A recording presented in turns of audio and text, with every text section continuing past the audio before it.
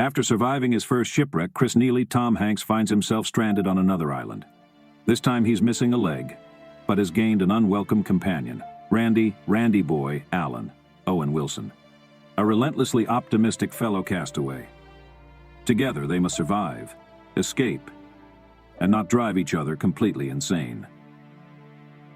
Chris Neely, now grizzled and tough from his previous castaway experience, sits nervously in a small, shaky plane.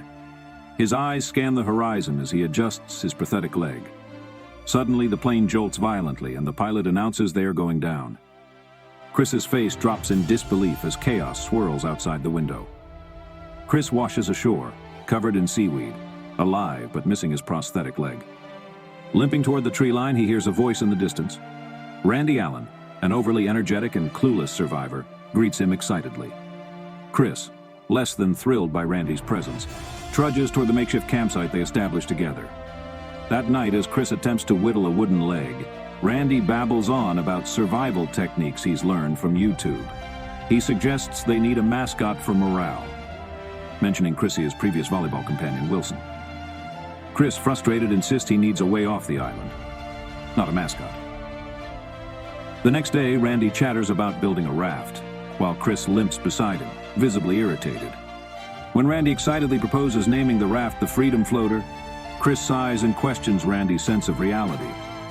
Their banter is interrupted when they spot wreckage floating toward the shore. A survival kit with a flare gun, a tattered map, and a single oar. Randy, undeterred, believes it's a sign they're destined for survival.